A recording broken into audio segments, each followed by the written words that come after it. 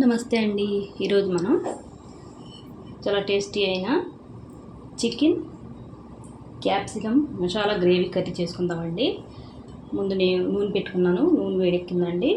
నేను 1/2 KG chicken తీసుకున్నానండి. చూడండి, 1.5 సైజు పెద్ద సైజు ఉల్లిపాయలండి, 1.5 తీసుకున్నాను.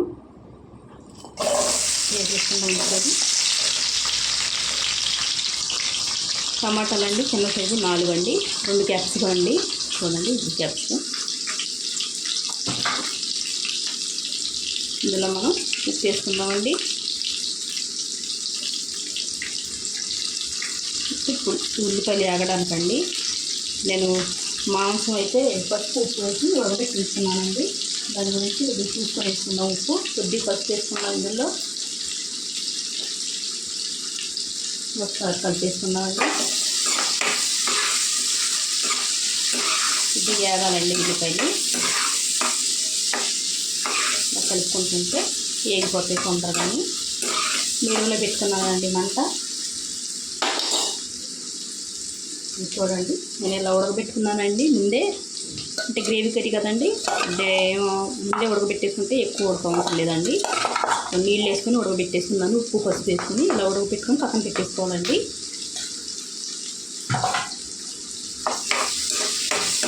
ఉల్లిపాయలు వేగిన తర్వాత మనం టమాటాలు వేసుకున్నాం. సరే, కొద్దిగా వేగిపోయినాయండి ఉల్లిపాయలు. చూడండి, ఉల్లిపాయలు కూడా టమాటాలు కూడా వేసుకుందాం. క్యాప్సికమ్ మాత్రం ముక్కలు వేసుకుందామండి. చూడండి, నాటు టమాటాలండి. ఇక్కడ ఈ టమాటాలు మగ్గేటప్పటికి ఉల్లిపాయలు కూడా వేగిపోతాయండి. చూడండి, ఉల్లిపాయలు మెత్తగా అయిపోయాయి కదండి. ఇప్పుడు కొన్ని జీడిపప్పులు వేసుకుందాం. టేస్ట్ బాగుంటుందండి జీడిపప్పు వేసుకుంటే. అవసరం లేదండి. ఇవి జీడిపప్పులు కొద్దిగా ఇప్పుడు స్టవ్ కట్టేసుకొని చల్లారి పెట్టుకుందామండి. ఉల్లిపాయలని టమాటాలు చల్లారిన తర్వాత మిక్సీ వేసుకున్న తర్వాత చూద్దాం. చూడండి, పేస్ట్ చేసేసుకున్నాను మిక్సీలో.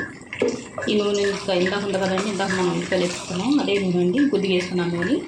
ఇందులో మనం ఈ నూనెలోకి మసాలా వేసుకుందామండి. పచ్చి మసాలా చూడండి, 2 స్పూన్లు వేసుకున్నానండి నేను.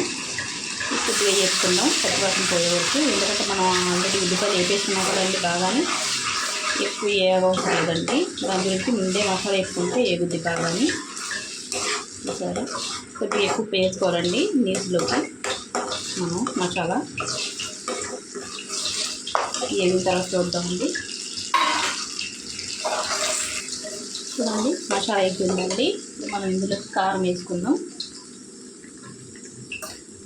కూరకు తగినంత అండి.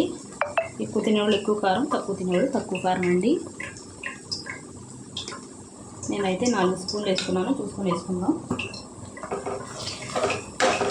ఒకసారి కలుపుకుంటే సరిపోద్దండి. అలాగా పచ్చి వాసన పోద్ది. వేడిగా ఉంది కదండి నూనె.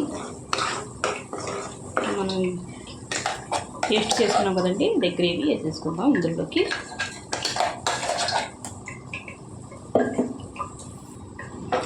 వేసుకొని బాగా కలిపేసుకుందామండి.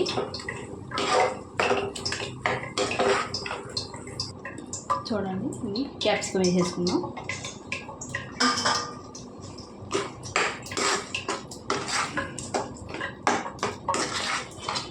క్యాప్సికమ్ వేసుకుంటే టేస్ట్ బాగుంటుందండి. ఇంకా బాగా పెరుగుద్ది టేస్ట్. మనం ఈ కర్రీ పుల్కాకైనా, మన బిర్యానీలకైనా, పలావ్కైనా ఎలాగైనా తినొచ్చండి. చపాతీకి చాలా టేస్టీగా ఉంటుంది. బాగా గ్రేవీ ఎక్కువగాని. ఇందులో కొన్ని జీడిపప్పు వేసుకుందామండి. కొద్దిగా యాగనిద్దామండి, కొద్దిగా ఉడకనిద్దాం. ఇందులో క్యాప్సికమ్ చూడండి ఉడుకుతుంది కదా, కొద్దిగా ఉడికినాయండి ఈ ముక్కలు, క్యాప్సికమ్ ముక్కలు. ఇప్పుడు మనం ఈ చికెన్ ఉడకబెట్టుకుని ఉంచుకున్నాం కదండి, ఇది వేసుకుందాం కూరలోకి.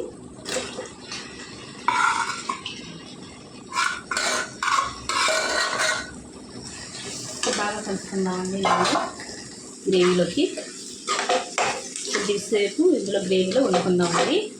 ఎందుకంటే ఇవి మసాలాలు బాగా పడతాయి కదా ముక్కలకి, దాని గురించి అండి. సిమ్లో పెట్టుకొని మూత పెట్టి ఉడకనిద్దాం.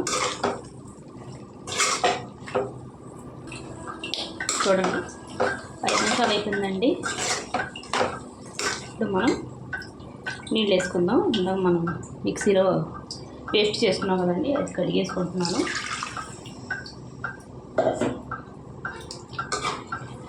ఉడకాలి కదండి, కొద్దిగా వేసుకున్నాం నీళ్ళు. గ్రేవీ ఉండాలి నీళ్ళు.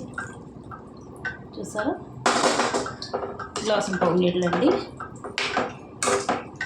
బాగా ఉడికితే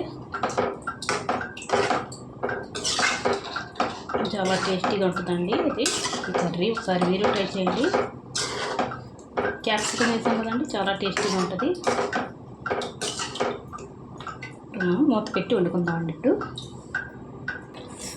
చూడండి ఇలా నూనె తేలిన కదండి పక్కన సైడ్కి. ఇలాంటప్పుడు స్టవ్ కట్టేసుకోవాలండి. చూడండి ఈ మాత్రం చిక్కగా ఉంది గ్రేవీ. మనం ఇప్పుడు దింపేసుకుంటే కొద్దిగా చల్లటప్పుడు కొద్దిగా చిక్కబడుతుందండి గ్రేవీ. పులకాలకు అయితే అన్నవరకైనా చాలా టేస్టీగా ఉంటుంది. ఒకసారి మీరు ట్రై చేయండి. వీడియో నచ్చితే లైక్, షేర్, సబ్స్క్రైబ్ చేసుకోండి.